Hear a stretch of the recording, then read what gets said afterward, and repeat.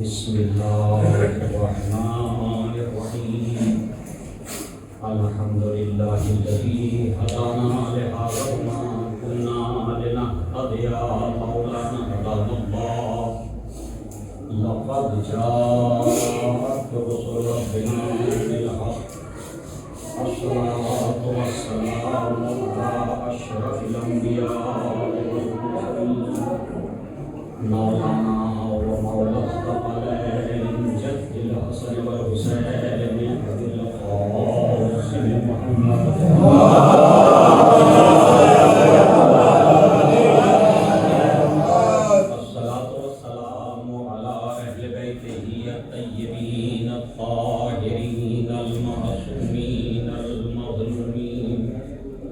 المنتجبين المنتخبين ولعنة الله على أعدائهم ومنكر فضائلهم وغاصب حقوقهم أجمعين من يومنا هذا إلى قيام يوم الدين أما بعد فقد قال الله سبحانه وتعالى في كتابه الكريم وهو أصدق القائلين بسم اللہ الرحمن الرحیم تبارک الذی بیدہ الملک وهو علی کل شیء قدیر الذی خلق الموت والحیاة لیبلوکم ایکم احسن عملا وهو العزیز الغفور صلوات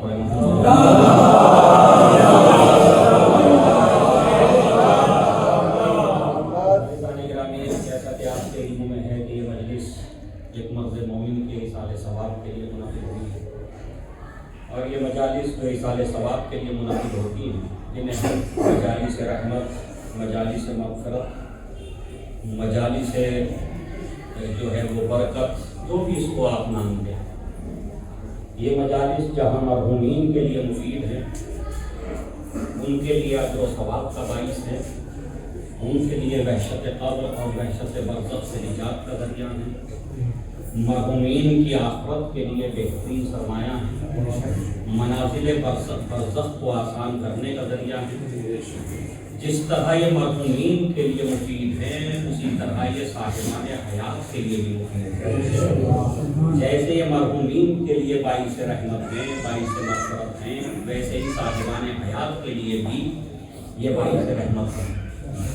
تو اس لیے کہ ذکر محمد والے محمد، ذکر قرآن، ذکر شریعت جہاں کیا جائے گا وہاں رحمتیں نازل ہوں گی، برکتیں نازل ہوں گی، اللہ کی جانب سے نعمتوں کا نزول ہوگا۔ تو لہذا یہ مجالس خالی مرحومین کے لیے مفید نہیں، ہمارے لیے مفید ہے، بشرطے کہ ان مجالس کو ہم رسم و رواج سے نکل کے ایک درس کے طور پر یہاں اس لیے آئیں اس فرش اعلیٰ پر کہ ہمیں سیرت محمد والے محمد سے کچھ لینا ہے اور جس چیز کو ہم سن کے آ رہے ہیں اسے اپنے عمل میں اتارنا ہے۔ یقین جانیے کہ اگر سیرت محمد والے محمد ہمارے عمل میں اتار آئے تو پھر دنیا کی سب سے بہتر قوم اور سب سے اچھی قوم زمین پہ غلامان علی کے علاوہ کوئی اور نہیں ہو سکتی۔ جن گلیوں میں رہیں گے وہ گلیاں جنت ہو جائیں گی، جس فیملی میں زندگی گزاریں گے وہ فیملی جنت بن جائے گی، خاندان جنتوں میں تبدیل ہو جائیں گے۔ لیکن شرط یہ ہے کہ ہم ذکر محمد والے محمد کو خالی ذکر تک نہ رکھیں، ذکر کو ذکر تک نہ رکھیں، وہ ذکر ہی کیا جو ذکر تک باقی رہا.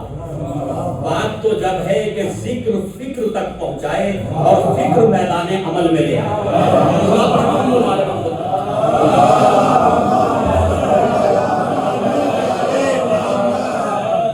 ذکر محمد و آل محمد کا یہ فلسفہ ہے کہ جب صحابت کا تذکرہ ہوگا تو صحابت تو ان کی ہے، فضیلت تو ان کی ہے جی، لیکن کیونکہ طبیعت انسانی یہ ہے کہ وہ معشوق کی ہر ادا کو پسند کرتا ہے جی، محبوب کی ہر ادا کو پسند کرتا ہے.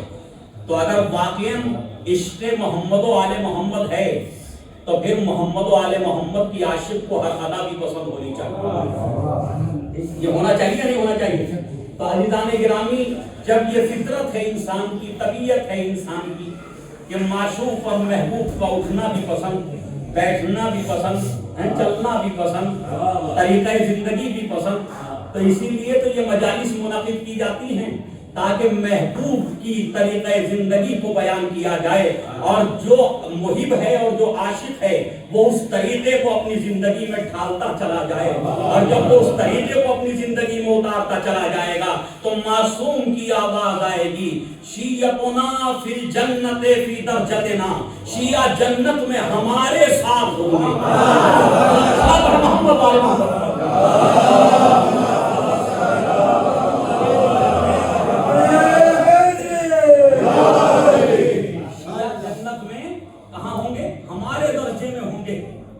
گرامی، کہاں معصومین، کہاں اللہ کے بھیجے ہوئے نمائندے، اور کہاں مجھ جیسا گناہگار جی.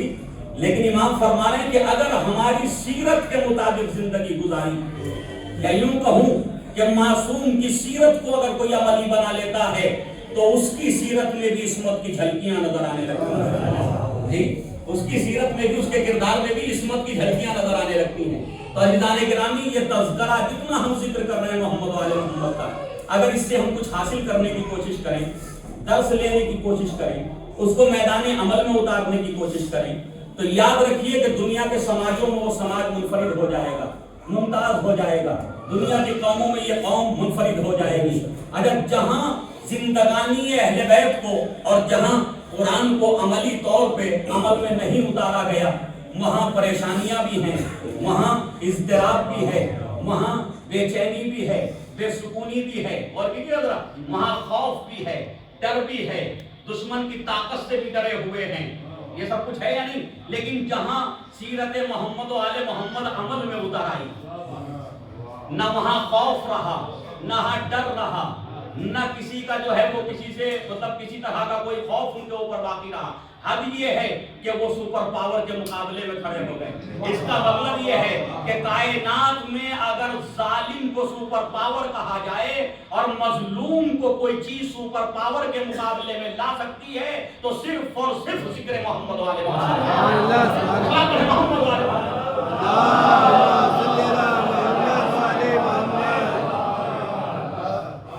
کیونکہ یہ مجلس جو آج کا ذکر ہے اس کا ذریعہ ایک مرحوم بن رہے ہیں.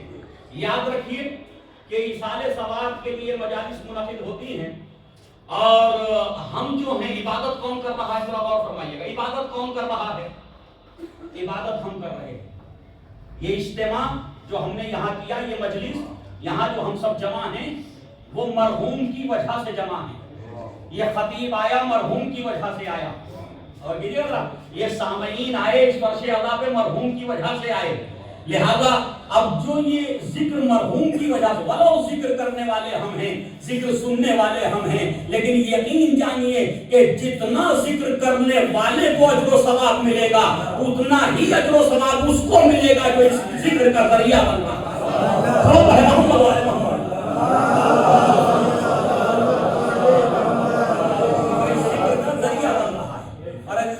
کیونکہ ہمارے بھائی مظاہر صاحب نے یہ مکان بھی ابھی تعمیر نو ہوئی ہے، صحیح ہے، تو لہذا اس کی بھی بہرحال ایک مبارکباد اپنے بھائی کو ہم دیتے اور دعا کرتے ہیں خداوند عالم سے کہ ایک مرد مومن نے اپنے مکان میں تیرا تذکرہ کیا میرے بابا.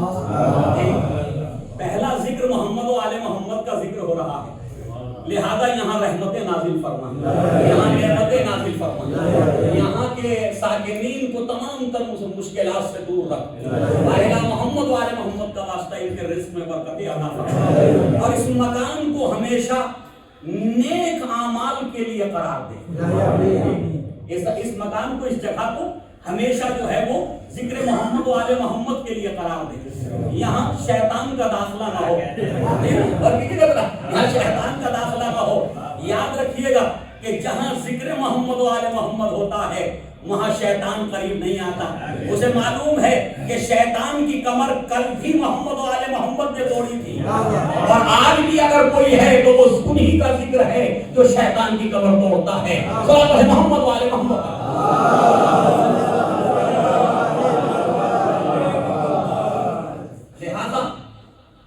یہ مکان بابرکت مکان ہے کیونکہ یہاں ذکر محمد۔ اچھا ایک بات جلدی سے عرض کروں، تاریخ ہے ہمارے پاس کہ جب ہمارے یہاں مومنین نے صدر اسلام میں یا صدر اسلام کے فوراً بعد مکان تعمیر ہوئے، بالخصوص کربلا کے بعد، ابتدا میں ذکر امام حسین، مجلس امام حسین، فرش عزائے امام حسین علیہ السلام معصومین علیہ السلام کے گھر میں بچھی، ایسے ہی ہیں امام زین العابدین علیہ السلام سے لے کر کے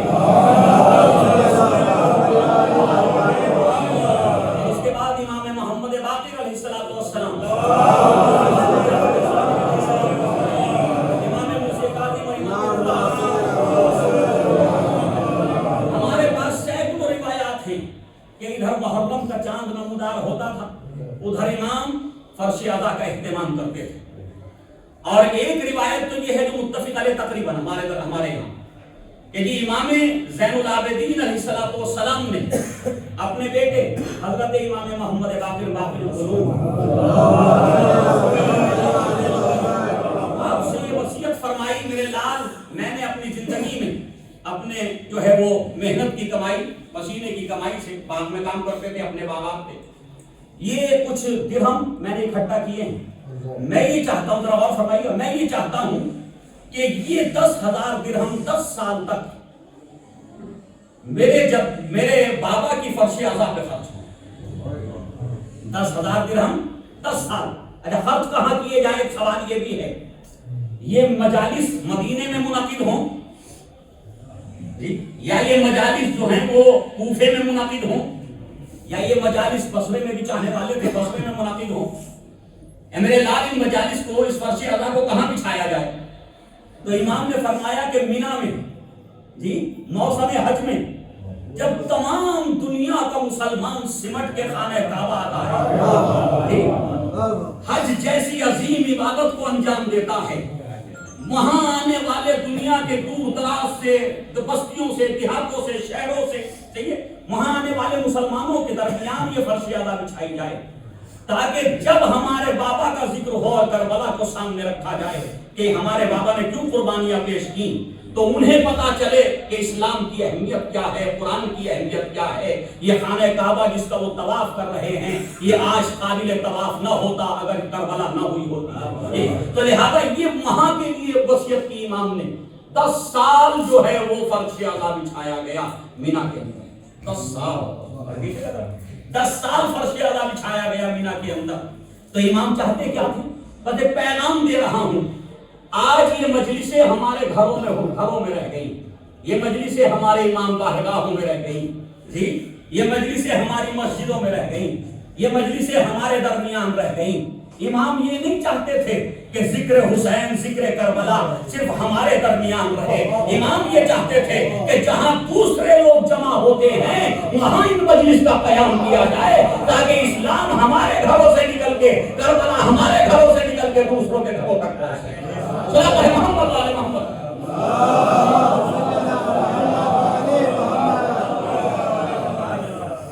کبھی کبھی بڑا افسوس ہوتا ہے، آپ بڑے بڑے مسلمانوں کے اجتماعات دیکھتے ہیں یا نہیں دیکھتے؟ ابھی بھوپال میں اجتماع ہوا، بڑا عظیم اجتماع ہوا نا جی، اور ڈاکٹر ذاکر نائک، یاد رکھیے کہ جو باطل پر ہیں وہ منظم بہت ہوتے جا رہے ہیں، اور لیجیے گا، اور جو حق پر ہیں ان کے یہاں کوئی تنظیم ہے وہ منتشر ہوتے جا رہے ہیں، وہ بکھرتے جا رہے ہیں۔ افسوس کا مقام ہے ان کے اتنے عظیم اجتماعات ہو رہے ہیں جبکہ سب جانتے ہیں کہ وہ حق پر نہیں، انہیں پتا ہے اس بات کا۔ اور شاید یہ وہی بات ہے جس کو مولا کائنات نے منبر کوفہ پہ بیان کیا تھا۔ کہا تھا نا کہ جب میں تمہیں جہاد کے لیے بلاتا ہوں تو میں جنگ کی طرف دعوت دیتا ہوں کہ تم حق کی حفاظت کرو، شریعت کی حفاظت کرو، تم ولی خدا کے ساتھ اس کے ہم رکاب ہو کر کے جہاد کرو، تو تم کہتے ہو مولا ابھی گرمی بہت ہے، اور موسم معتدل ہو جائے تو ہم آپ کے ساتھ چلیں۔ کبھی دعوت دی جاتی تو کہتے ہو کہ ابھی سردی بہت ہے۔ تو جب موسم کی گرمی اور سردی سے اتنا گھبرایا ہوا ہو، اتنا خوفزدہ ہو، وہ تلوار کی گرمی سے کتنا گھبرائے گا؟ تو عزیزان گرامی اندازہ کیا۔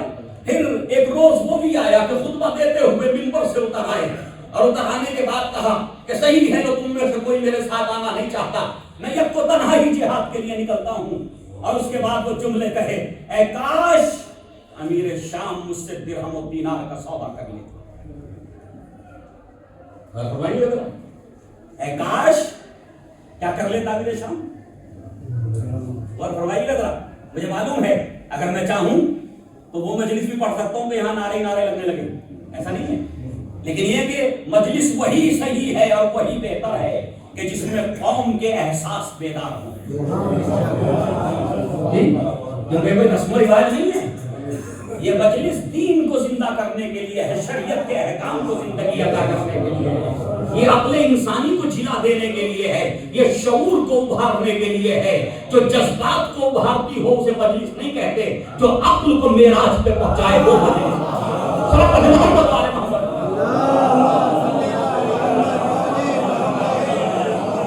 عزیزان گرامی غور فرمائیے گا، امام نے کہا اے کاش معاویہ امیر شام صحیح ہے مجھ سے درہم و دینار کا سودا کر لے۔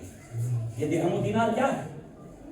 دینار سونے کا ہوتا تھا، سونے کا سکہ ہوتا تھا، دینار سونے کا اور درہم چاندی کا۔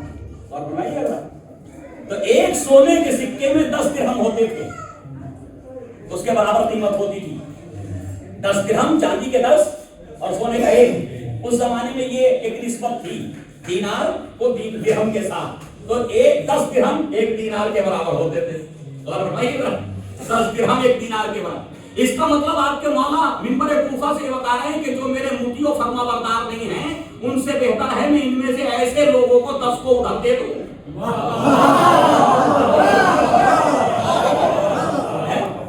جو میرے فرما بردار نہیں، موتی نہیں، ان میں سے 10 ادھر چلے جائیں اور ایک اطاعت کرنے والا آ جائے، یہ تو درہم و دینار کا سودا ہوگا کہ 10 درہم دے دوں اور ایک موتی مجھ سے 1 دینار لے لوں۔ صحیح نا؟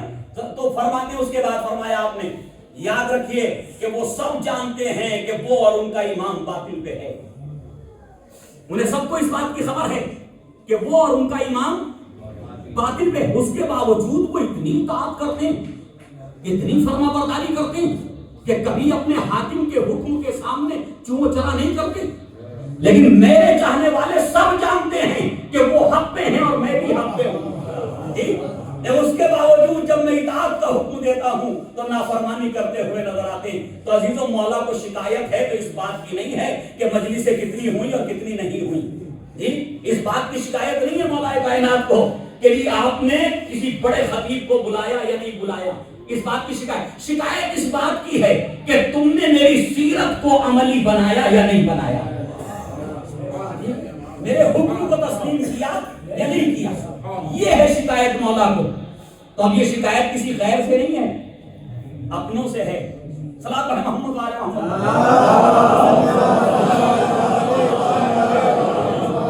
یہ شکایت کسی غیر سے نہیں ہے، یہ شکایت اپنوں کے ساتھ ہے، صحیح نا؟ تو عزیزان گرامی اپنوں کو کیسا ہونا چاہیے کہ اس مجلس میں کوئی بھی انسان، دیکھیں ایک نسخہ سا عرض کر رہا ہوں آپ کے سامنے، ان مجالس میں آنے والے کو چاہیے کہ اس کی نظر تبرک پہ ہو تو وہ دوسرے مرحلے میں ہو، ابتدائی طور پہ تبرک پہ نظر نہ ہو، جی ابتدائی طور پہ اس کی نظر جو ہے وہ مجلس میں آتے وقت تبرک پہ نہ ہو، اگر جب یہ نظر تبرک سے ہٹ جائے گی تو کہیں اور جائے گی، ضرور جائے گی جی، کہیں نہ کہیں جائے گی۔ اچھا وہ نظر اٹھنی کہاں چاہیے کہ یہ تبرک تو میرے مولا کا صدقہ ہے جی، جو ہم نے اس لیے شروع کیا ہے ہمارے بزرگوں نے کہ اس کے ذریعے کسی بھوکے کو کھانا مل سکے، کسی فقر و فاقہ میں مبتلا کو جو ہے اس کی جو ہے فقر و فاقہ کو دور کیا جا سکے، تو اس لیے شروع کیا تھا تاکہ دوسرے لوگ مجالس میں آئیں بہانہ بنے تبرک، ذریعہ بنے تبرک۔ ارے جب ایک ہی وقت پہ روز تبرک تقسیم ہوتا صحیح، اور فرمائیے اگر 10 دن روز تبرک تقسیم ہوتا ہو ایک ہی وقت پہ تو لوگ آئیں گے یا نہیں آئیں گے؟ آئیں گے نا۔ اچھا جب آئیں گے، کل 9:20 پہ تبرک بٹا تھا تو کوئی 9:10 پہ آ جائے گا، بھائی کوئی 9:10 پہ آ جائے گا، کوئی 9 بجے آ جائے گا، کوئی 9:05 پہ آئے گا نا، تو مجلس ہو رہی ہوگی، تقریر چل رہی ہوگی، ذکر مولا ہو رہا ہوگا۔ آیا تھا تبرک کے لیے، سننے کو مل گیا مولا کائنات اور اہل بیت کا تذکرہ، پتا چلا تبرک جو لینے آیا تھا جیسے ہی نظریہ چینج ہوا تو وہ واقعاً تبرک قابل برکت ہو گیا۔ محمد علیہ محمد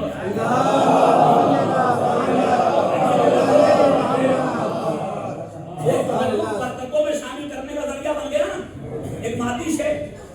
تو عزیزان گرامی ہم نے دوسروں کے لیے رکھا تھا، لیکن آج ہماری پہلی نظر اسی پہ ہے، تو کتنا اچھا ہو کہ تبرک سے نظروں کو بچا کے یہ سوچ کے گھر سے چلو کہ ہم ذکر مولا سننے جا رہے ہیں، میرے گھر میں اتنی پریشانیاں ہیں، بھائی بھائی سے جھگڑا کیے بیٹھا ہے، میرے گھر میں میرے بچے میری بات نہیں مانتے، بیٹی ماں کا کہنا نہیں مانتی، پڑوسی سے جھگڑا کیے بیٹھا، دوست کے خلاف ہے۔ تو کتنا اچھا ہو کہ آج جب میں مجلس میں جاؤں تو شاید مجھے محمد و آل محمد کی میرے مولا کی سیرت سننے کو ملے کہ مولا نے اپنوں کے ساتھ کیسے زندگی گزاری اور غیروں کے ساتھ کیسے زندگی گزاری، جن سے غلطیاں صادر ہوئی انہیں کیسے معاف کر دیا جی۔ تو جب یہ نظریہ لے کر کے آئیں گے تو پھر یقین جانیے کہ سینکڑوں پریشانیاں فیملی کی دور ہو جائیں گی، گلی کی دور ہو جائیں گی، محلے کی دور ہو جائیں گی، لیکن ہوں گی جبھی کہ جب اس نظریے کے ساتھ مجلس میں آئیں جی، ہوں گی جبھی۔ آپ مجھے انصاف سے بتائیے ایک اشرے میں کتنی مرتبہ جناب حضور کا ذکر آتا ہے؟ ایک اشرے میں کتنی مرتبہ جناب حضور کا تذکرہ آتا ہے نہیں تذکرہ آتا ہے نا ذکر۔ اچھا تو کبھی حضور کے ذکر کا کوئی پیغام پہنچا ہمیں ایسا لگنے لگا جیسے ہمیں پیدا کیا گیا ہے بزرگوں کے کارناموں پہ داد دینے کے لیے۔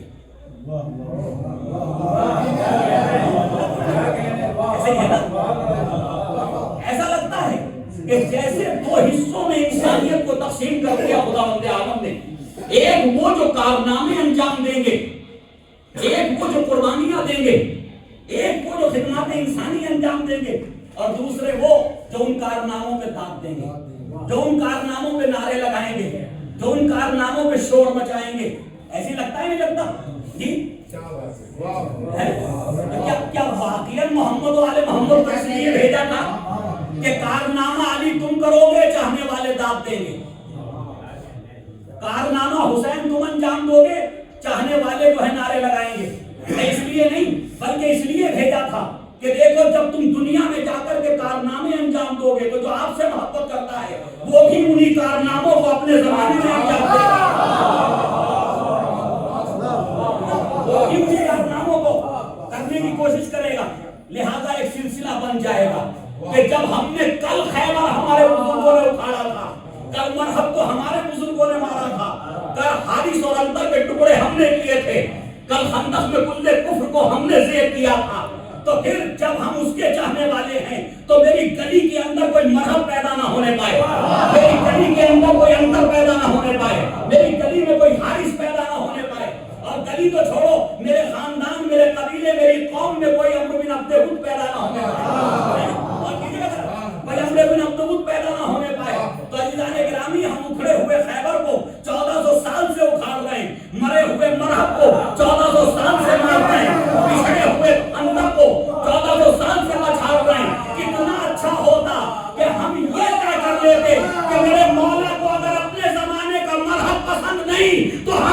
अपने जमाने में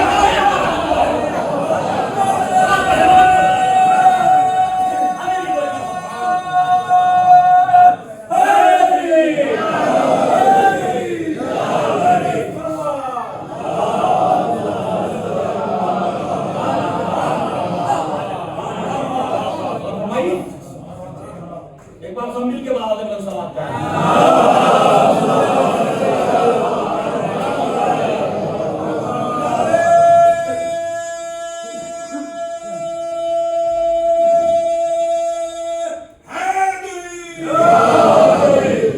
तो होना क्या चाहिए कि मेरी गली में कोई मरहब पैदा ना हो, मेरे खानदान में कोई अमर बिन अब्दुल पैदा ना हो, ठीक तभी तो काम चलेगा।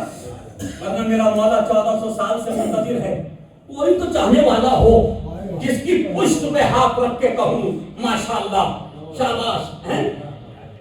सोचते होंगे मौला या नहीं कि मेरे दीवाने को क्या हो गया, ये 1400 साल पुराने खैबर को उखाड़े जा रहा,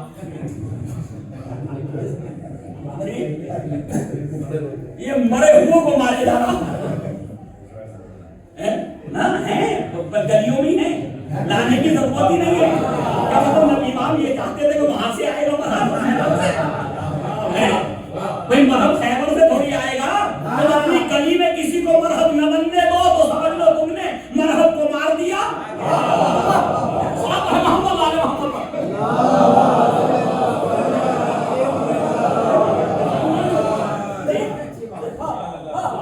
भाई मरहब की सिफत क्या है, वो जुल्म करता है, तो हर जालिम किसकी सिफत लिए हुए, ऐसे ही है ना, भाई जुल्म करने वाला किसके सिफात लिए हुए, मरहब के। और मैं इस रिश्ते से कि मेरा भाई मेरा चचा है, मेरा ताया है, यही है ना, रिश्ते तो है ना हमारे, मैं उस मरहब के साथ खड़ा हो जाता हूं, ठीक, मैं उस मरहब के साथ खड़ा हो जाता हूं, ठीक। तो मरहब किसके खिलाफ था, हक के, ठीक, हक के खिलाफ था ना, इस्लाम के, हजरत अली के।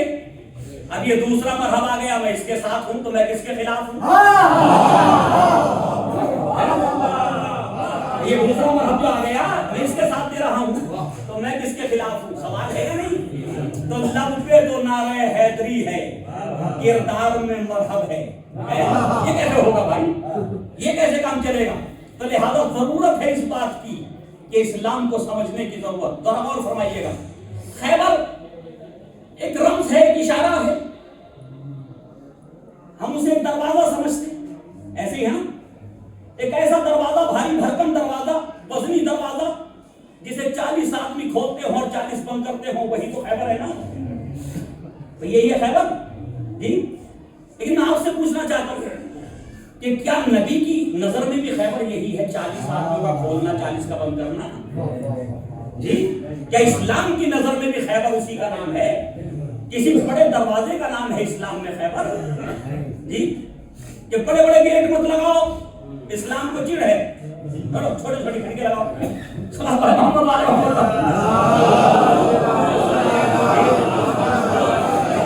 खिड़कियां लगाओ, ये किले क्यों बना रहे हो, एक कमरे का मकान रखो। सादगी जरूरी है, तकवा जरूरी, ज़ुहद जरूरी है। याद रखिए कि सादगी, तकवा, ज़ुहद, सही है ना, ये इस बात पे दलालत नहीं करता कि दुनिया में से कुछ आपके पास ना हो तो आप मुत्तकी हैं। बहुत से लोग समझते हैं कि हम फकीर हैं, हम तंगदस्त हैं, लिहाजा हम मुत्तकी हैं, हम जाहिद हैं, सही है ना, ऐसा नहीं है। मौला कायनात से किसी ने सवाल किया, या आदमी ज़ुहद किसे कहते हैं, जाहिद कौन है। इमाम ने फरमाया कि जाहिद वो नहीं कि जिसके हाथ में माले दुनिया में से कुछ ना हो, उसे ज़ुहद नहीं कहते, बल्कि जाहिद उसे कहते हैं, ज़ुहद उसे कहते हैं कि दुनिया उसकी जो है वो हाकिम न बनने पाए, और फरमाइएगा दुनिया उस पे हुकूमत न करने पाए, बल्कि वो दुनिया में हाकिम हुकूमत करे, उसे जाहिद कहते, उसे ज़ुहद कहते। तो मैं ये नहीं है मकसद कि आप बड़े मकान न बनाओ ना, बड़े मकान बनाओ लेकिन हलाल के पैसे से बनाओ, बड़े मकान बनाओ, हलाल के पैसे से हलाल की कमाई से बनाओ, बड़ा घर बनाओ, जरूरी है बड़ा घर। और बसरे में एक शख्स था मौला का चाहने वाला, والا، اب کیونکہ یہ مکان بھی نیا ہے ماشاءاللہ سے، صحیح ہے نا، تو اس چاہنے والے نے ایک بڑا مکان بنا لیا جو اس زمانے کے اعتبار سے بڑا تھا، شاید آج کے اعتبار سے وہی چھوٹا ہو جائے، کیونکہ یہ نسبتیں بڑے اور یہ جو بڑا چھوٹا ہے نسبت سے ہوتا، صحیح نا، ہر زمانے میں نسبتیں الگ الگ ہو جائیں گی، بڑا چھوٹا ہو جائے گا. صلی اللہ محمد علیہ محمد.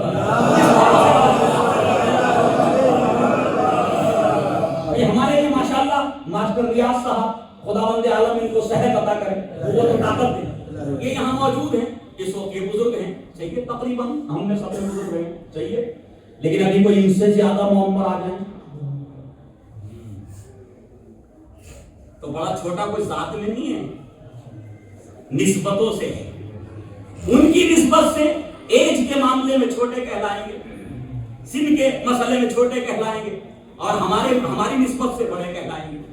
تو عزیزان گرامی، اب وہ مولا کے چاہنے والے نے بصرے میں ایک مکان بنا لیا، اس زمانے کے اعتبار سے بڑا تھا، ہو سکتا ہے 4 کمرے ہوں 5 کمرے ہوں، اس کی ڈیٹیلز نہیں ہے ہمارے پاس، بنا لیا. مولا کے چاہنے والے نے مولا کو خبر دی، آپ کے دوست نے ایک مکان بنایا، اور کہیے گا آپ کے دوست نے ایک مکان بنایا ہے آپ کا چاہنے والا مولا.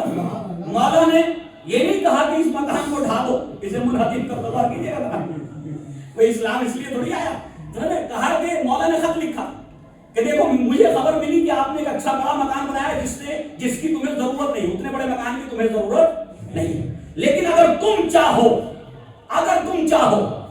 تو اس مکان کو بھی اپنی آخرت کا بہترین ذریعہ بنا سکتے ہو. اس مکان کو بھی اپنی آخرت کے لیے بہترین ذریعہ بنا سکتے ہو کہ اس کے اس حصے کو کہ جس حصے کی تمہیں درکار نہیں ہے مسافرین کے لیے وقف کر دو.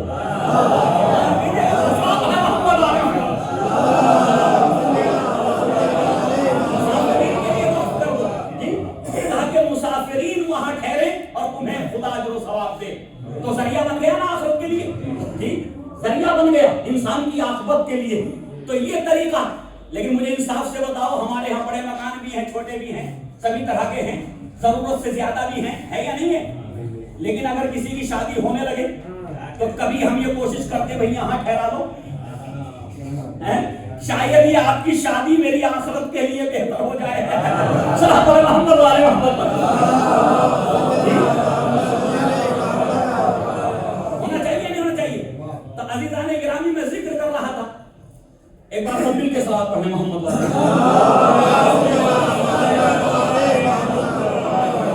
میں ذکر کر رہا تھا کہ خیبر، ذرا غور کیجئے گا، خیبر ہے کیا؟ ہماری اور آپ کی نظر میں ایک دروازہ، ایک بڑا گیٹ جسے 40 آدمی یا 70 آدمی کھولتے ہیں اور بند کرتے ہیں، اسے خیبر کہتے ہیں. ہم لوگ ہم دروازے کو دروازے ہی سمجھتے ہیں، بس اس سے اوپر نہیں سمجھتے جی. لیکن میں حضور پاک سے پوچھنا چاہتا ہوں، یا رسول اللہ، کیا اسلام میں کوئی قرآن میں آیت ہے کہ بڑے بڑے گیٹ نہ لگاؤ؟ کوئی ہے؟ یا نبی کریم نے فرمایا کہ کوئی گیٹ جو ہے بڑا نہیں ہونا چاہیے، چھوٹے چھوٹے ہونے چاہیے؟ تو نہیں ہے. تو اسلام تو مذمت نہیں کرتا. تو کیا آپ کی نظر میں بھی یہ خیبر ایک دروازہ ہے، ایک بڑا گیٹ ہے، یا کچھ اور ہے؟ کہا نادان، یہ خیبر میری نظر میں دروازہ نہیں ہے، قلعے تو اور بہت تھے وہاں. اور فرمائیے ذرا بھائی، محلات تو اور بھی بہت تھے، قلعے تو بہت تھے بنے ہوئے. میں نے کسی قلعے پہ چڑھائی نہیں کی، میں نے کسی قلعے پہ اٹیک نہیں کیا، کسی قلعے کو ڈھانے کی کوشش نہیں کی. اسلام آیا تو ان کی حفاظت کی، اسے ڈھایا نہیں ہے. اور کیجیے گا تو پھر میرے مولا، پھر آپ یہاں بھی چڑھائی کر رہے ہیں کہ نادان، یہ چڑھائی بھی ہماری طرف سے نہیں ہے، اٹیک بھی ہماری طرف سے نہیں ہے. ہم نے جو ایک اصول قائم کیا مدینے کے اندر کہ اہل ذمہ کی ذمہ داری، اہل ذمہ جو کافر ہیں ان کی ذمہ داری ہم لیتے ہیں، ان کے احترام میں کوئی کمی نہیں آئے گی. مواطن ہونے کے اعتبار سے جو ان کے حقوق ہیں وہ حکومت ادا کرے گی، لیکن اس شرط کے ساتھ کہ وہ کوئی بھی ایسا کام علن اعلان نہیں کریں گے کہ جو اسلام کی اور شریعت محمدی کے خلاف ہو. اب غور فرمائیے ذرا، غور سے سنیے گا اس بات کو. صحیح ہے، تھوڑا سا میں سلو چل رہا ہوں اور سلو ہی چلنے میں بہتر ہے تو سمجھ سکیں تاکہ آپ. تو عزیزان گرامی، اب نبی کیا چاہتے ہیں؟ نبی یہ چاہتے ہیں کہ شراب ہم نے حرام کر دی، حکومت ہماری قائم ہو چکی ہے، لہذا اب مدینے کے اندر شراب داخل نہیں کی جا سکتی. جوئے کو ہم نے حرام قرار دے دیا، اب یہاں جوا نہیں ہو سکتا. لیکن کہتے ہیں کہ جی عادت جو ہے جس کی عادت ہو جاتی کہتے ہیں وہ ہیرا پھیری سے چوری سے جائے تو جائے ہیرا پھیری سے تو نہیں جاتا. سلام ہے محمد والے محمد.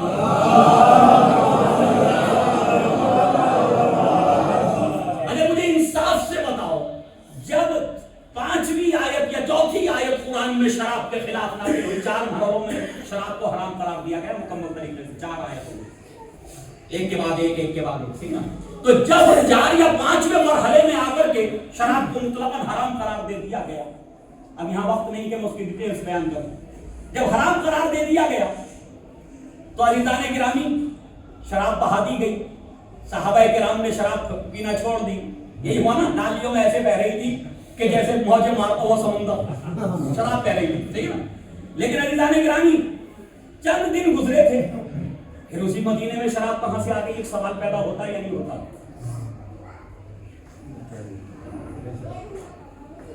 ابھی 20-25 سال گزرے حضور پاک کو دنیا سے گئے ہوئے. مصر مسلمانوں کے شہروں میں سے ایک عظیم شہر ہے یا نہیں ہے؟ اس زمانے میں شہر کے طور پہ تھا, صحیح نا. اب تو وہ ملک ہے, کنٹری. تو ایک عظیم شہر تھا, بڑا شہر تھا. وہاں ایک خلیفہ کے بیٹے نے شراب پی. خلیفہ کے بیٹے نے, غور فرمائیے. میں پوچھنا چاہتا ہوں حکومت ہماری, حکومت اسلام کی جی, صحابہ کرام حکومت کر رہے ہیں بھائی, جو والی ہے وہ بھی صحابی, اور یہ جناب جو ہیں وہ خلیفہ کے بالکل خاص یعنی اولاد میں اولاد اول. تو ان کے پاس شراب آئی کہاں سے؟ ان کے پاس شراب آئی کہاں سے؟ تو کہیں ویسے ہی تو نظام نہیں ہونے لگا تھا اسلام کا کہ بہار میں شراب بند بھی ہے اور مل بھی رہی ہے.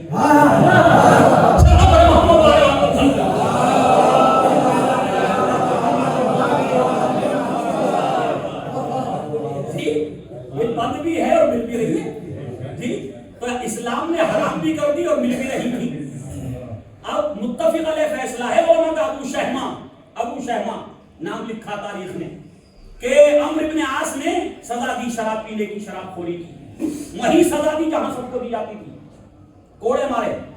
اور جب وہ گھر آیا نا بھائی سزا تو ہو گئی نا, تو اسلام میں سزا تو ایک ہی بار ہے, 2 بار تو نہیں ہے. انہوں نے یہ نہیں پوچھا کہ یہ شراب وہاں پہنچی کہاں سے, یہ نہیں سوال کیا کہ یہ شراب کہاں سے پہنچی. بیٹا جیسے ہی گھر آیا تو غصہ بیٹے پہ اتار دیا. اتنے تازیانے مارے, اتنے کوڑے مارے کہ جب تک مارتے رہے جب تک مر نہ گیا جی. تو عزیزان گرامی ہم پوچھنا چاہتے ہیں ہم کو اتنا غصہ آ کیوں رہا ان کے اوپر.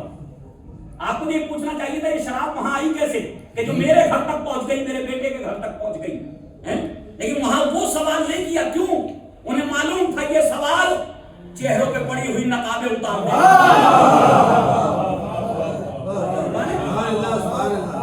یہ سوال چہروں پہ پڑی نقابیں اتار دے گا. لہذا بہتر ہے اس سے پہلے کہ بیٹے کی زبان کھلے اسی کو ختم کر دو جی, ورنہ صرف 80 کوڑے کی سزا ہے شراب پینے والے کو, مرتے وقت تک کوڑے نہیں مارے جا سکتے.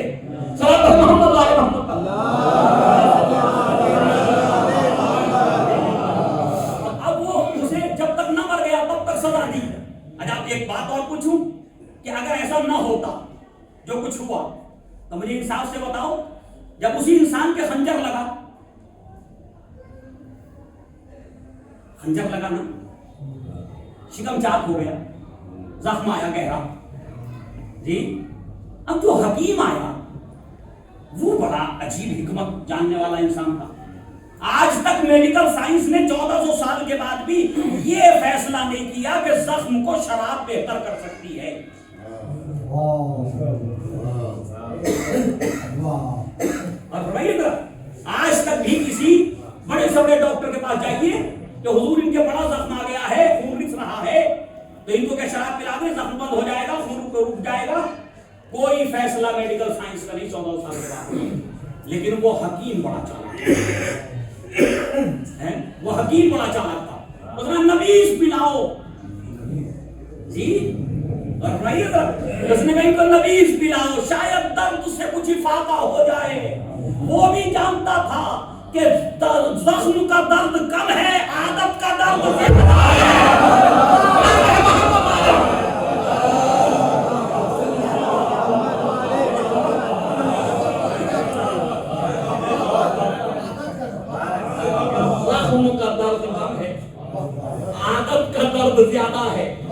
لہذا پہلے اس کا علاج کرو جو درد زیادہ.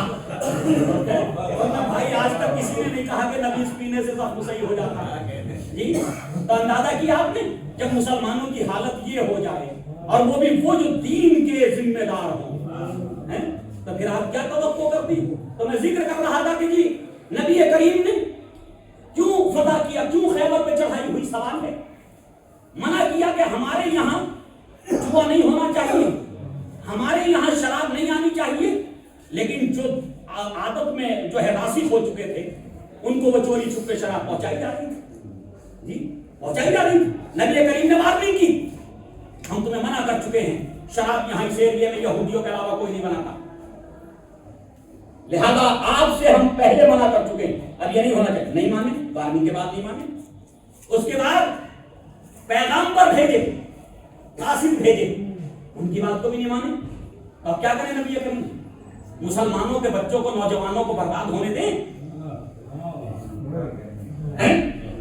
اپنے شہروں کو قرآن کے خلاف جو ہے وہ عمل کرنے دیں, یا اپنے شہروں میں قرآن کا نفاذ کریں, شریعت کا نفاذ کریں, اسلامی حکومت کا نفاذ کریں.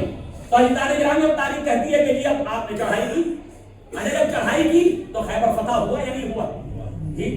وہ ایک الگ بات ہے کہ ایسی یہ خیبر کا مرحلہ کچھ ایسا تھا کہ علامہ شبلی نعمانی ہندوستان کی سرزمین پہ شاید سب سے بڑے عالم گزرے ہیں اہل سنت بھائیوں کے. علامہ شبلی نعمانی الفاروق میں انہوں نے بھی یہ 2 جملے لکھ دیے ہیں, صحیح ہے کہ 40-39 دن یا 3 دن تک مسلسل لشکر بھاگتا رہا, کوئی جو ہے وہ مرحب کے مقابلے میں ٹھہر نہ سکا, اور آخر کار صحرائے فتح جو ہے وہ خیبر کا حضرت علی اسد اللہ کے سربراہ, یہ انہوں نے کتنا قبول کر لیا. اب خیبر فتح ہو گیا نا, اور نہیں تو خیبر ہماری نظر میں ایک دروازہ, ایک گیٹ ہے. نبی کی نظر میں خیبر نہ دروازہ ہے نہ گیٹ ہے.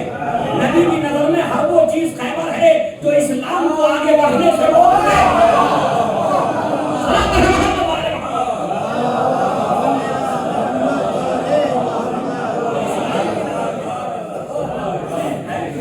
حضور پاک کی نظر میں ہر وہ چیز خیبر ہے جو اسلام کو آگے بڑھنے سے روک دے. جو اسلامی شہروں میں جو ہے وہ کفر اور شرک کو دعوت دے, ہر وہ چیز جو ہے خیبر ہے نبی کی نظر میں جی. اب آپ نے اسے خیبر ہوگا اسے اکھاڑ دو, کیوں؟ جب تک یہ رہے گا اسلام آگے نہیں بڑھے گا. جب تک یہ رہے گا اسلام آگے, اسلام کے خلاف اس قلعے کے اندر سازشیں ہوتی رہیں گی, نوجوانوں کو بگاڑا جاتا رہے گا, یہ سب ہوتا رہے گا. لہذا اسے فتح کرو, یہاں سے ان کی حکومت ختم کرو. تو لہذا وہ سب ہوا. اب میں آپ سے پوچھنا چاہتا ہوں کہ جب نبی اور علی کی نظر میں خیبر وہ ہے جو اسلام کو آگے بڑھنے سے روک دے, عزیزان گرامی یہ 1400 سال پہلے اکھاڑے ہوئے خیبر کو بار بار اکھاڑنے سے اور اس پہ داد و تحسین سے زیادہ بہتر ہوگا کہ اپنے زمانے کے جو خیبر بن کے کھڑے ہو گئے ہیں پہلے ان خیبروں کو اکھاڑو, پہلے ان خیبروں کو اکھاڑو تاکہ پوری امت تک اسلام پہنچ سکے. اب گھر میں خیبر کھڑا اور اس کو اکھاڑنا جو پہلے اکھڑ چکا, گھر میں خیبر کھڑا, بھائی بھائی سے ناراض, بھائی بھائی سے بولنے کو تیار نہیں, 2 فٹ جگہ پہ مقدمہ لڑے بیٹھے, کیس ڈالے بیٹھے عدالت میں, اتنے پیسے کی وہ زمین نہیں جتنا خرچ کر چکے. اتنے پیسے کی وہ زمین نہیں جتنا اس پہ ابھی تک خرچ کر چکے, اور خرچ کس کو کر رہے ہیں؟ بچوں کی پڑھائی سے محروم کر دیا, تعلیم نہ دے سکے, ایجوکیشن نہ دے سکے, بس ناچ کا مسئلہ بنا ہوا ہے, میں چھوڑوں گا نہیں. اور ہمارے ناک کا مسئلہ تکبر و غرور کچھ بھی نہیں ہے. عزیزان گرامی کتنا اچھا ہوتا, میرا مولا بھی منتظر ہے کہ جیسے میں نے خیبر اٹھایا تھا شاید میرا چاہنے والا میری سیرت کو اپنی سیرت میں اتار لے اور یہ اپنے زمانے کے خیبر اکھاڑنے لگے, تو میں بھی داد دیتا ہوا نظر آؤں. ابھی تک ہم علی کو داد دیتے ہیں خیبر کے اکھاڑنے پہ,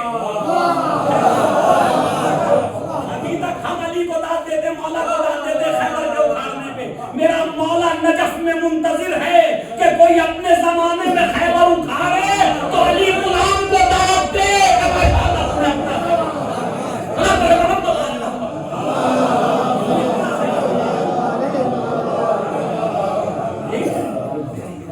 ہے خیبر یا نہیں؟ ہمارے گھروں میں خیبر ہیں, گلیوں میں خیبر ہیں, محلوں میں خیبر ہیں, ہمارے خاندانوں میں خیبر کھڑے یا نہیں کھڑے؟ اس کا دونوں تک اسلام نہیں پہنچا تو روکا کس نے؟ خیبر نے. بھائی دونوں تک اسلام نہیں پہنچا تو روکا کس نے؟ خیبر نے. بھائی بھائی سے لڑا بیٹھا تو اگر دونوں تک اسلام دین پہنچ جاتا تو یہ لڑتے اختلاف کرتے ان میں محبتیں ہونی چاہیے تھی. تو یہ محبتیں کس نے پیدا نہیں ہونے دی؟ کس نے پیدا نہیں ہونے دی یہ محبتیں آپس میں؟ یہ الفت کیوں نہیں بڑھی؟ یہ اخوت کیوں آگے نہیں بڑھی؟ خیبر کھڑا ہے نا، خیبر کھڑا. اور عجیب مرحلہ آ گیا. دادی جن کی عمر مبارک 60 سال کی، ہم تو یہ مناظر دیکھتے ہیں، مشاہدہ کرتے ہیں، ایک گھر سے 3 خاتون نکلی. ذرا غور فرمائیے گا. دادی اماں وہی پرانا جالی دار برقع پہنے ہوئے نکلی، وہی جالی دار برقع پہنے ہوئے نکلی. جبکہ اسلام یہ کہتا تمہارے اوپر ہم نے پردے کو ساقط کر دیا. میں یہ نہیں کہنا چاہ رہا کہ وہ برقع اتار دینا، ولو ساقط ہو گیا مستحب ہے، واجب نہیں ہے. ساقط واجب ہوا ہے، واجب جو تھا وہ ساقط ہوا ہے، مستحب تو باقی ہے.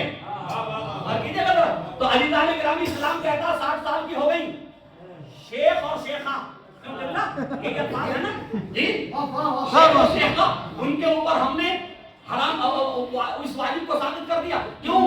ان سے فتنے کا ڈر ختم ہو گیا. فرمائیے گا یعنی فلسفہ اسلام کو سمجھانے گیا. اس بڑھی عورت سے فتنے کا ڈر نہیں رہا. کیوں؟ اب کوئی بھی شہوت پرست اس کی طرف نظر اٹھا کے اور یہ کسی کی طرف نظر اٹھا کر کے نہیں دیکھے گی. تو وہ اسی جالی دار برقعے میں نکلی. تھوڑی دیر گزری، جن سے ابھی فتنے کا ڈر باقی تھا، 40 سال کی عمر کی بہو، ساسو اماں اپنے پرانے اس میں ہیں. یہ جو بہو نکلی تو آدھا دوپٹہ سر پہ، یہ بھی ایک فیشن چل گیا آدھے دوپٹے والا. صلاۃ علی محمد علی محمد. تو یہ نہ کہے کہ پردے میں نہیں ہے جی، پردہ بھی ہے بشکل عریانی، پردہ ہے بشکل عریانی. صحیح ہے، آدھا یہاں اتنا حصہ اور آگے کا سارا سنگار ماشاءاللہ. صحیح نا. اب یہ اس انداز میں نکلی. اچھا ان سے خطرہ زیادہ تھا ابھی معاشرے کو تو انہوں نے آدھا.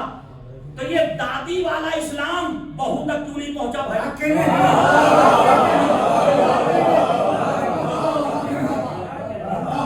یہ دادی والا اسلام بہو تک کیوں نہیں پہنچا؟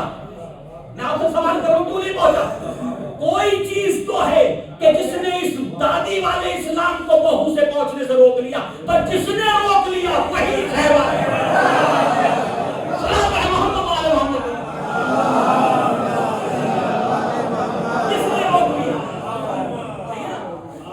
جس نے روک دیا یہ اسلام پہنچنے سے وہی خیبر ہے. تو علی کے چاہنے والوں اس خیبر کو اکھاڑو گے یا نہیں؟ اس خیبر کو اکھاڑو گے یا نہیں؟ یہ اکھڑے گا نہیں. اسلام فیملی کے ممبروں میں پہنچے گا نہیں، نہیں اکھڑے گا. اسلام پہنچے گا نہیں. یہ ایسا خیبر سنا ہو تو مجھے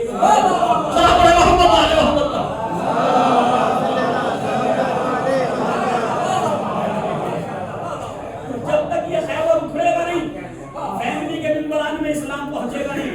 دادی کا اسلام بہو تک نہیں پہنچے گا اور ماں کا اسلام بیٹی تک نہیں پہنچے گا.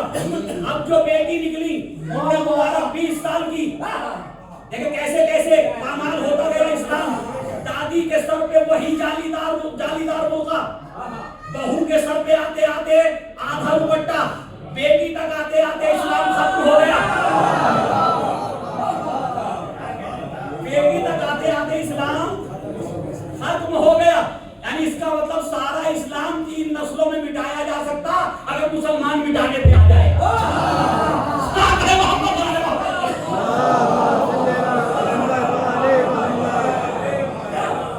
اس کا مطلب 3 نسلوں میں اسلام ختم ہو سکتا اگر یہ مٹانے پہ آ جائے امت.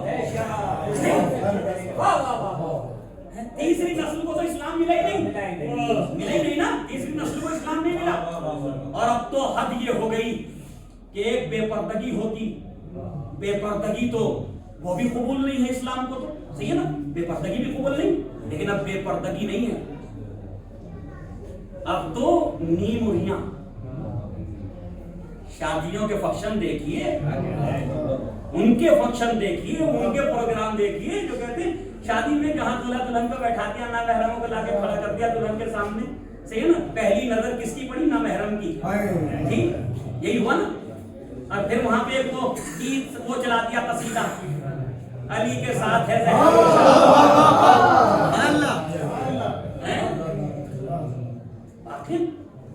عجیب بات ہے، کہاں علی کہاں صحرا، کہاں مولا کائنات، کہاں جناب زہرا کا ہے، اور کہاں تم نے یہ نامحرموں کے جھرمٹ میں لا کر کے اپنی وائف کو بیٹھا دیا اور پھر کہہ رہے علی کے ساتھ ہے زہرا کی شادی ہے؟ مولا کائنات اور جناب زہرا بھی سوچتے ہوں گے ان سے اچھے تو وہ یہودی تھے کہ جنہوں نے مجھے بلانے کے لیے کم سے کم اسلام کا کچھ تو اہتمام کیا تھا۔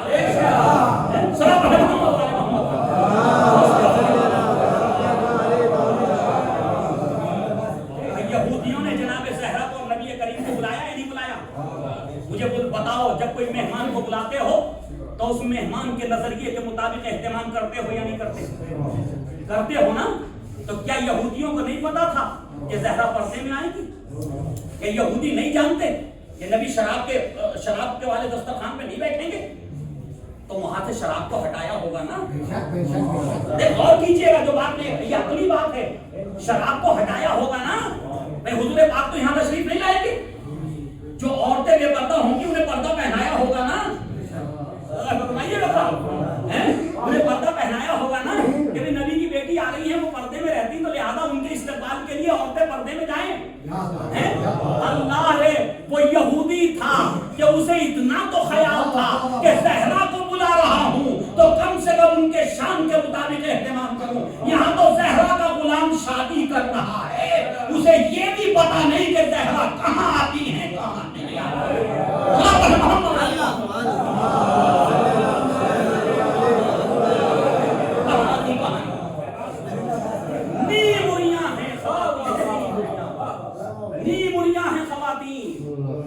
بلاؤز پہن کر کے، ساڑیاں پہن کر کے، اور مکس گیدرنگ مرد و عورت کی، اور جب مولانا آنے لگتے ہیں بچو ہٹو مولانا آ رہے مولانا آ رہے، ارے پردہ کرو مولانا آ رہے، پردہ کر دو مولانا آ رہے، ایسا لگتا ہے جیسے مردوں میں بس اکیلا یہی مرد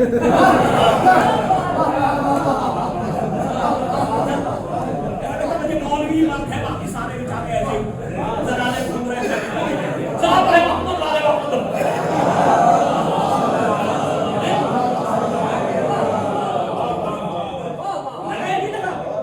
کبھی کبھی ہمیں جب بلایا جاتا ہمیں سوچنا پڑتا ہے یار ہم اکیلے مت رہے گا، یہاں کسی کو نہیں کہا گیا ہٹو بچو، سب جو ہیں ایسی گھوم رہے ہیں ایک دوسرے کے ساتھ شیئرنگ کر رہے ہیں، یہ وہ لا کے دے رہے ہیں وہ لا کے دے رہے ہیں، اور ہم جیسی آئے اس کا مطلب یہ ہے کہ خدا کا شکر ہے یہ مولوی جیسا بھی ہے ابھی بھی اسلام کی نشانی بنا ہوا ہے کہ جب یہ آئے گا تو شریعت آئے گی۔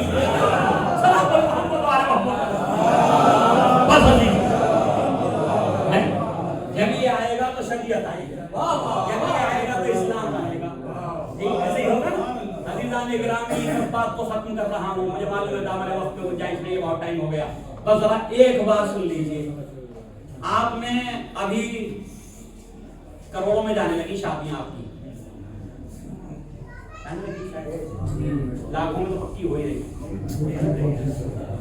آپ ذرا غور کیجیے گا، 50 لاکھ کی شادی، 10 لاکھ کا ڈیکوریشن،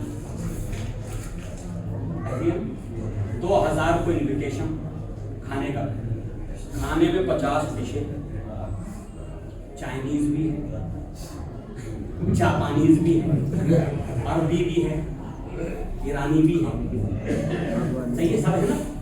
اچھا یہ اتنا اہتمام کیا، اور اب تو ماشاءاللہ کیا کہتے ہیں صاحبان ثروت کے کہ جو بھی عیب کرتے ہیں وہ قوم کے لیے ہنر بن جاتا ہے۔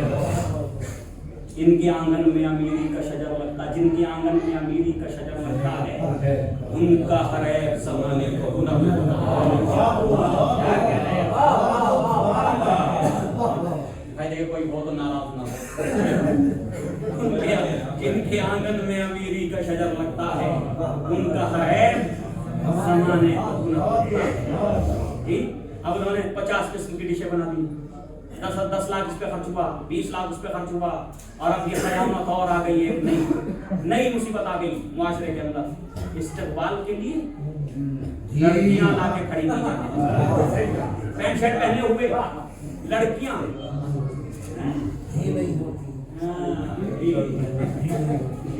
पैंट शर्ट पहने भी नहीं होती।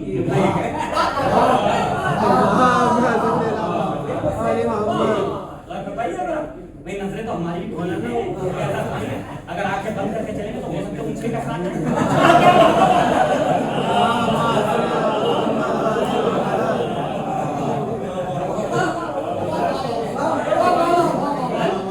आंखें बंद तो नहीं हो सकती। इस्लाम ने कहा पहली नजर जाएगी तो दूसरी को झुका दो। पहली ने देश में दिया ना, मोहम्मद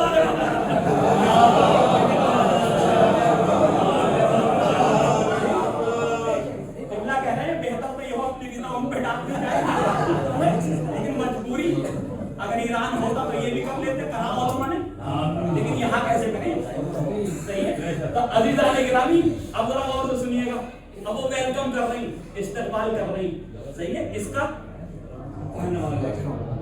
अली के गुलामों का, जनाब ज़हरा की कनीजों का, ठीक।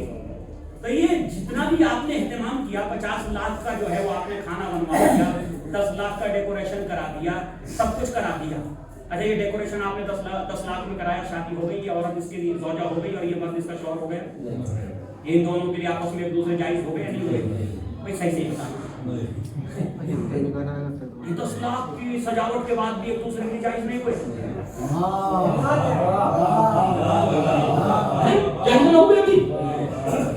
ये तो बड़ी सितम की बात है कि 10 लाख में लोग खाए। 10 लाख हो गए, मैंने खर्च किए क्यों? जब उसका कोई असर ही नहीं हुआ, भाई इसका कोई असर ही नहीं हुआ।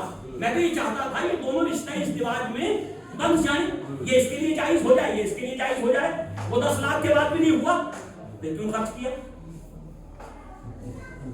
50 लाख का खाना 2000 आदमियों ने खाना खा लिया, अब तो जायज हो गई होगी औरत? क्या बात है? रिश्ता इस दिवाज अभी कायम नहीं हुआ, नहीं हुआ ना?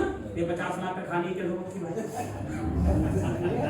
एक सवाल है, 50 लाख के खाने की जरूरत क्या थी? क्या कहूँ, मेरी नाक का मसला है, मेरी नाक का मसला ना।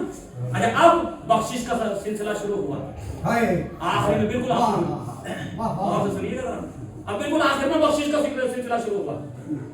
इनको 10,000 रुपये देना, क्यों? ये ना समझे कि कोई हम गरीब, टेंट वाले को इतना दे देना, सजावट वाले को बख्शिश दे दो, बख्शिश दे दो, बख्शिशों का सिलसिला लंबा हो गया, बख्शिशों का सिलसिला लंबा हो गया। मुझे लगता है इसे यकीन कामिल है कि जो औरतें इस्तेमाल के लिए आई जायज काम में खर्च करेंगी। ये टेंट वाला जायज जगह पे खर्च करेगा, ये सजावट वाले जायज जगह पे खर्च करेगा, इसे यकीन है बेचारे को। लेकिन जब ये मौलवी के पास आया,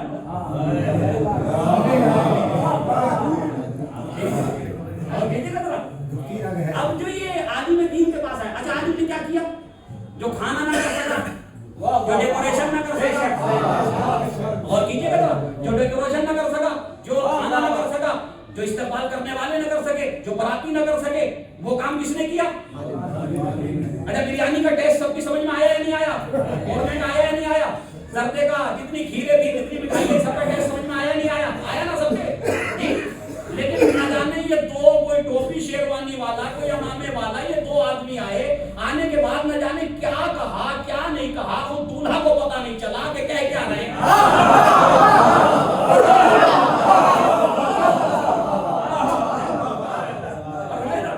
वो दूल्हा मियां को पता नहीं कि हुआ क्या है, सही है? या कोई जानता हो तो बता दो क्या कोई जानता हो तो मुझे बता दो। इसी दूल्हा को पता चला हो कि मुझे पता चल गया क्या कह रहे हैं, ये लड़की वाले जो ये क्या कह रहे हैं, और ये मेरी तरफ से जो बैठा ये क्या कह रहा है? न किसी सामे को पता चला, न दूल्हा को पता चला, न जाने उन दोनों ने क्या कहा, सही है ना? तो जो किसी की समझ में ना आया उससे शादी हो गई।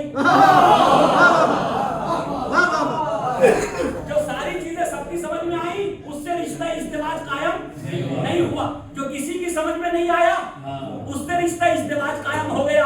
اب جیسے ہی نکاح ختم ہوا مبارک ہو مبارک ہو مطلب اس کا مطلب اب ہوا. اس کا مطلب یہ کہ اب ہوا, ابھی تک نہیں ہوا تھا وہ جو چاہتے تھے. صحیح ہے, اب ہوا. تو اب جیسے ہی وہ رشتہ ازدواج قائم ہو گیا اب وہ فوٹو سیکشن ہونے لگا, مبارکبادیں ہونے لگی, لوگ گلے ملنے لگے. صحیح ہے. تو عزیزان گرامی کسی کو پتہ نہیں چلا نا کہ کسی انہوں نے پڑھا کیا. اس کا مطلب یہ ہے کہ ساری دنیا ایک طرف, توجہ سنیے گا جملے کو, ساری دنیا مل کے چاہے اس عورت کو اس مرد کے لیے, اس مرد کو اس عورت کے لیے ایک دوسرے کو رشتہ ازدواج میں داخل کر دیں, حلال کر دیں, جائز کر دیں, نہیں کر سکتے. لیکن معصوم کی زبان سے نکلے ہوئے دو جملے, معصوم کی زبان مبارک سے نکلے ہوئے دو جملے, چاہے وہ سمجھ میں آتے ہوں یا نہ آتے ہوں, ان کے درمیان رشتہ ازدواج کو قائم کر دیتے ہیں. صحیح ہے. اب وہ رشتہ ازدواج قائم ہو گیا. ابھی تک ہمیں تلاش کیا جا رہا تھا مولانا کہاں رہ گئے, مولانا کہاں پہنچے, ارے مولانا جلدی آئیے. صحیح ہے. جلدی نکاح ہونا, جب جا کے بیٹھ گئے تو 1 گھنٹہ اور گزر گیا پھر بھی نہ ہوا. چاہتے ہوئے آخر یہی ہے کیس, آج کا کیس ہے یہی کہ اگر مجھے تاخیر ہو رہی تو آپ تو تاخیر نہ کرتے, تیار رکھتے, میں آتا یہاں سے منبر پہ آ جاتا.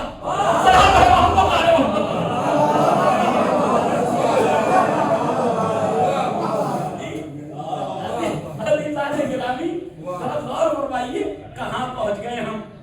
اب ہم تلاش کر رہے ہیں شادی کیوں نہیں کی ہے. اب ہم پوچھ رہے ہیں ہمیں کس نے بلایا تھا, ہمیں خالی کال آئی تھی, ہم نے ان کی شکل دیکھی نہیں, کہاں گئے دولہا کے والد. اب دولہا کے والد کہاں ملے, مولانا پیغام بھیج رہے ہیں, ادھر سے جواب آ رہا مولانا ذرا بیسی یہاں بھی آ. سن رہے. تو عزیزان گرامی اب آئے, تھوڑی دیر کے بعد گھنٹے 2 گھنٹے بیٹھا کے جب سب چلے گئے, یہ بیچارہ اکیلا بیٹھا, سب دیکھ رہے مولانا کا لفافہ نہیں ملا, ورنہ لفافہ ملا, سب چلے گئے, رات کے 1 بج گیا, سب چلے گئے. مولانا بیٹھے امامہ پہنے ہوئے, سردی ہو یا برسات, بیٹھے بیچارے. صحیح ہے. اب آئے, آنے کے بعد چھوٹا سا لفافے میں جانے کیا رکھا. صحیح ہے. اور رکھ کے کہنے لگے مولانا ہم تو بہت غریب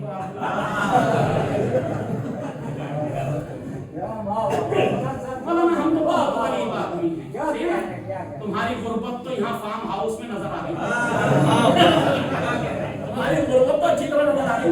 اگر علماء ایک طے کر لیں, ایک فیصلہ کر لیں, شادی کا 5% لے کے نکاح پڑھنے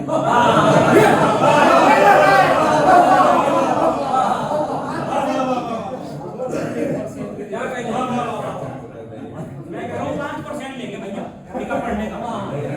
چلو 1% ہی صحیح, 1% لے گئے. میں نے ایسی جذبات سے کہہ دیا ایک بات, آیا نہیں. لیکن وہ 5% بھی زیادہ نہیں ہے. کیوں زیادہ نہیں ہے؟ جب 50 لاکھ کا کھانا کر سکتا ہے تو 50,000 نکاح پڑھنے والے کو کیوں نہیں دے سکتا.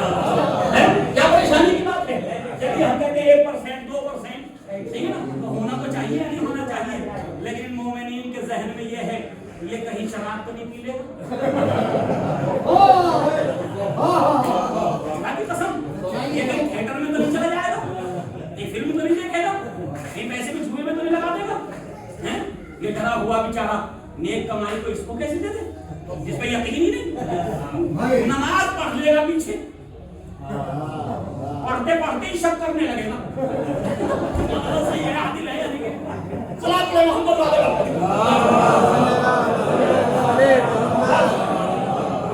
یہ تو ایسا ٹاپک ہے سماجیات کا, گھنٹوں بول سکتا ہوں اس پہ, میں گھنٹوں گفتگو کر سکتا ہوں سماجیات پہ. بس عزیزان گرامی, تو یہ تو ہماری قوم کی حالت ہے. آج علماء ان پریشانیوں سے گزر رہے ہیں. یقین جانیے کہ اب ایران سے نئے طلبا آنے کے لیے تیار نہیں. وہ کہتے ہیں وہاں جا کے کریں گے. جب ایک درس پڑھ کے 20,000 شہریہ مل رہا تو ہم وہاں جا کے بچوں کی عادت ہو گئی، محل ملتے ہیں وہاں ان کو اپنے گھر میں ساری چیزیں فیسلٹیز ہیں، وہ بچے کیسے رہتے ہیں؟ اس لیے آنا بند ہو رہے ہیں، علماء نئے نہیں آ پا رہے ہیں، وہ وہیں رک گئے۔ سوچیے غور کیجیے، میں کوئی مذاق نہیں کر رہا ہوں۔ آنے والے 20-25 سال کے بعد پھر علماء کا قہر پڑ جائے گا، پھر قہر پڑ جائے گا علماء، پھر وہی آ جائے گا۔ اور یہ کیوں آئے گا؟ ہماری بے حسی کی وجہ سے، ہماری بے حسی کی وجہ سے۔ ایک ای رکشا چلانے والا 20,000 کما رہا اور ہمارا عالم دین 8,000۔ اس آدمی سے پوچھو، سنو بس، اس آدمی سے پوچھو حضور آپ کے بیٹے کیا کرتے ہیں؟ IIT انجینئر ہے، کتنی تنخواہ ہوگی؟ 1 لاکھ روپے 1.5 لاکھ روپے۔ آپ کی؟ میں پینشن حاصل کر رہا ہوں۔ اچھا، چھوٹا بیٹا 1 لاکھ کما رہا، کتنے ہوگا؟ 3 لاکھ آ رہے ہیں گھر میں۔ پھر جملہ سنو، مولانا کیا کریں مہنگائی بہت ہے۔ اچھا 3 لاکھ میں بھی مہنگائی بہت ہے، کہیں آپ ڈائمنڈ کا آٹا تو نہیں کھانے لگے؟ کہیں ڈائمنڈ کا آٹا تو نہیں کھانے لگے آپ؟ ہیرے تو نہیں پسوا رہے؟ مہنگائی بہت ہے۔ تو آپ کو بھی روٹی کھانا، آپ کو بھی لباس پہننا، آپ کو بھی گھر چاہیے، اور یہ عالم دین جسے 8,000 سے اوپر پڑھنے کو تیار نہیں قوم، اس کے لیے کوئی مہنگائی نہیں۔ ارے مولانا یہ تعلیم کیا رہے ہیں؟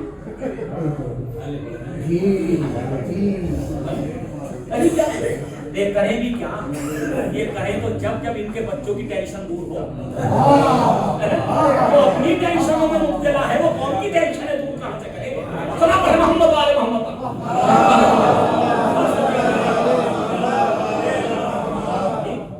یہ میں اپنے علماء کے لیے عرض کر رہا ہوں کہ بھائی ان کا خیال کیجیے۔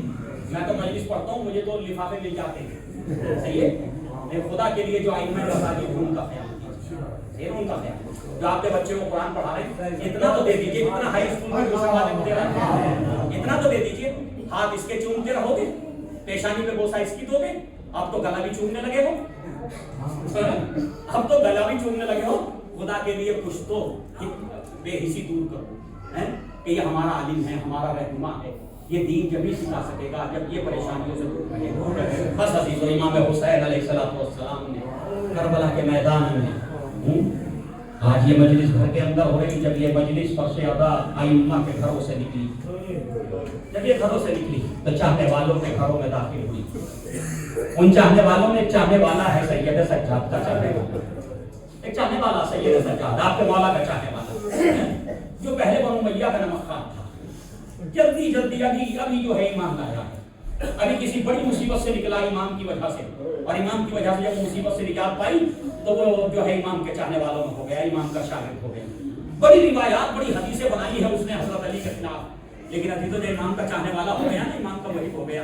تب روایت کے جملے یہ کہ روز بیٹی کی شادی میں امام کی خدمت میں آیا، ہوتا نا ہم جاتے ہیں جس سے جو ہمارے وہاں عالم ہے، ہم عالم کے پاس جاتے ہیں، جاتے ہیں قبلہ میری بیٹی کی شادی، میرے بیٹے کی شادی ہے، آپ ضرور شرکت کیجیے گا، میرے لیے باعث شرف ہوگا۔ تو امام بھائی خدا امام کی خدمت میں آیا، آنے کے بعد کہا مولا میرے گھر میں خوشی کی تقریب ہے، مولا آپ میری بیٹی کی شادی میں تشریف لائیں تو باعث سے برکت ہوگا میرے لیے، آپ کے بغیر میں بیٹی کی شادی نہیں کر سکتا، آپ کی شرکت ضروری ہے۔ میرے امام نے جملہ کہا، اے زہری، محمد ابن شہاب، اے زہری تمہیں نہیں معلوم کربلا کے بعد ہم خوشیوں کی تقریب میں شامل نہیں ہوتے، کربلا کے بعد کبھی ہم خوشیوں میں شامل نہیں ہوتے۔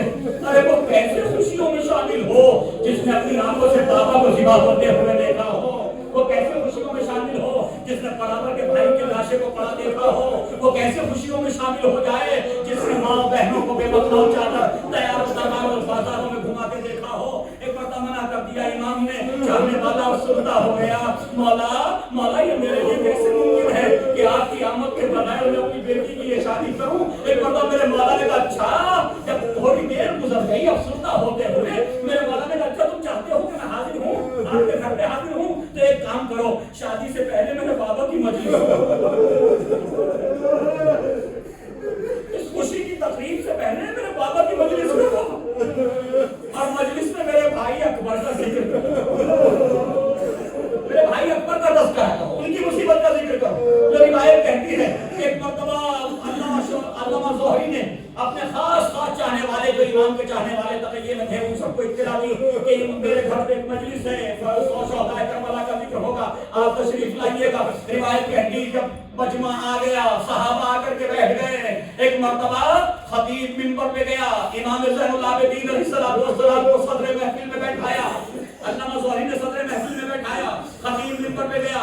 ایک مرتبہ منبر پہ جانے کے بعد جب مسائل کا مرحلہ آیا، مصیبت بیان کرنے لگا خطیب، کہ ایک مرتبہ علامہ زہری نے دیکھا جیسے ہی مصیبت ختم ہوئی، جہاں میں نے اپنے امام کو بیٹھایا تھا امام وہاں موجود نہیں ہے۔ میں ایک مرتبہ طلب اٹھا، ہائے میرا مولا کہاں گیا؟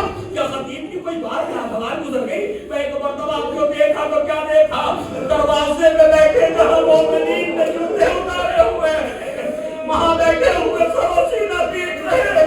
ایک مرتبہ علامہ زہری گھبرا گیا، اے میرے مولا آپ کو تو میں نے صدر محفل میں بیٹھا، آپ یہاں کیسے؟ کہا کہ اے زہری جو میری نگاہیں دیکھ رہی وہ تمہاری نگاہیں نہیں دیکھ رہی، ارے تم صرف دیکھ رہے ہو کہ یہاں میں موجود ہوں، ارے یہاں میرے نانا رسول خدا آ چکے ہیں، میری جدہ ماجدہ فاطمہ زہرا تشریف لا چکی ہے، میرا مقام یہی ہے جہاں میں موجود ہوں۔ میں کہوں گا مولا آپ نے چاہنے والوں کی اتنی قدر کی، آپ نے اتنا خیال کیا، ہائے میرا مولا سید سجاد۔ تاریخ کہتی ہے کہ 34 سال اور بعض روایات میں 36 سال کربلا کے بعد زندہ رہے، لیکن کربلا کے بعد مسلسل گریہ کرتے رہے، مسلسل روتے رہے، مسلسل عزاداری کرتے رہے۔ اور روایت کے جملے یہ کہ ایک روز منہال ابن عمرو آ گئے، منہال ابن عمرو آ گئے، منہال ابن عمرو نے دق الباب کیا، کنیز نے دروازہ کھولا، امام منہال نے کیا دیکھا؟ امام میرا مولا وضو کرنا چاہتے ہیں، وضو کرنا چاہتے ہیں، ہاتھ میں چلو میں پانی ہے، آنکھوں سے اتنے اشک جاری ہیں کہ وہ پانی مضاف ہو جاتا، اس پانی کو پھینک دیتے ہیں، پھر دوبارہ پانی لیتے ہیں، پھر کبھی اکبر کی پیاس یاد آ جاتی، کبھی عباس کے بازو کا قلم ہونا یاد آ جاتا، کبھی سکینہ کی آتش آتش کی آوازیں کانوں سے ٹکراتی، پھر اس پانی کو پھینک دیتے ہیں، دوبارہ پانی لیتے ہیں۔ ایک مرتبہ منہال اس منظر کو تادیر کھڑے دیکھتے رہے، آگے بڑھے، ہاتھوں کو جوڑ کے کہا فرزند رسول کربلا کو تو ایک زمانہ ہو گیا، آخر آپ کب تک گریہ کیجئے گا؟ جیسے یہ جملے کہے میرے مولا تڑپ گئے، اب تو ہمارے چاہنے والے بھی ہمارے ساتھ انصاف نہیں کرتے۔ ارے یعقوب سے یوسف جدا ہو گئے تھے، علم نبوت سے یعقوب جانتے تھے کہ بیٹا زندہ ہے، لیکن فراق اور جدائی پہ اتنا غم کیا، اتنا گریہ کیا کہ آنکھیں سفید ہو گئی۔ ہائے میرے 18 فخر یوسف جو کربلا کے میدان میں تہے کر دیے گئے، مجھے ان کے لاشوں کے قریب سے ایسے گزارا گیا جیسے ان کے ساتھ میرا کوئی رشتہ ہی نہ ہو۔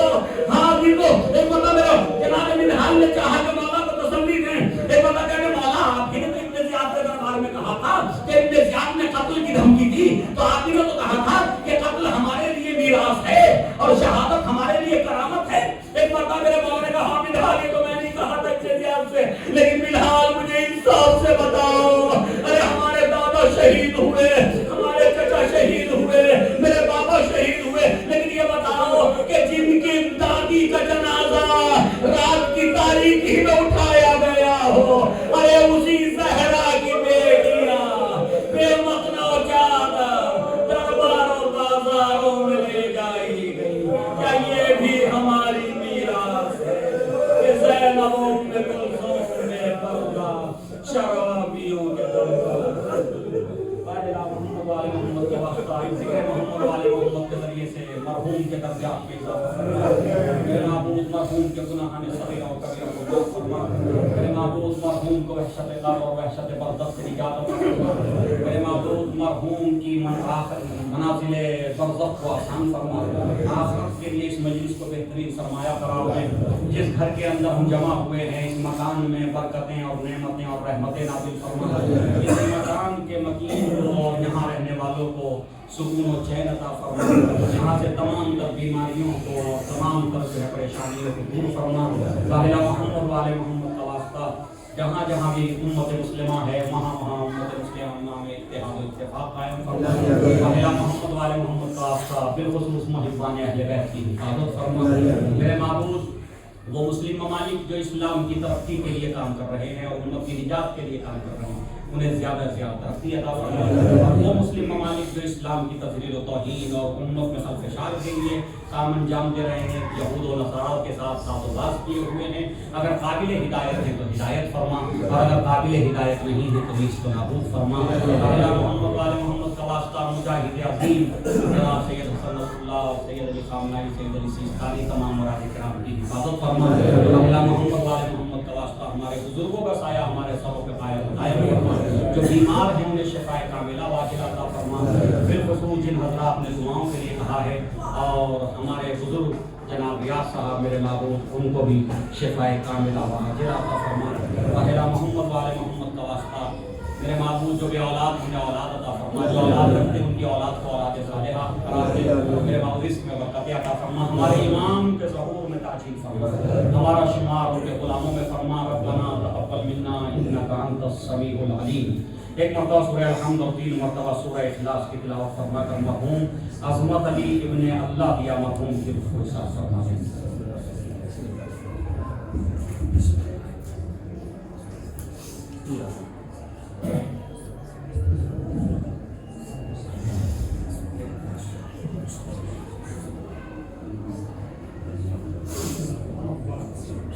ایک فاتحہ جملہ مانگی